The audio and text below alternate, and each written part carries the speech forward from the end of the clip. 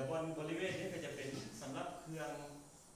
สอบแปลงเครื่องจักรน้อยพวกจักรตัดหญ้าบอจักรสูบเดียวบออีกต่างๆสิ่งนี้เนาะเป็นสิ่งที่3-4โต๊ะที่พวกเขาว่างไว้เนาะตามความเหมาะสมเฮาสิไปเบิ่งว่าตัวจริงมันมีสักเครื่องและสำหรับบริเวณเนี่ยอาจจะเป็นบริเวณโล่งนิดนึงเนาะเข้ามานี่ก็สิเป็นบริเวณโล่งนิดนึงเพื่อไว้เวลาร่วมแถวเวลาสำคัญนักเรียนเขาจะมาร่วมอยู่ในเวลาแต่บริเวณนี้จะเป็นศาลอยู่นี่สิเป็นศาล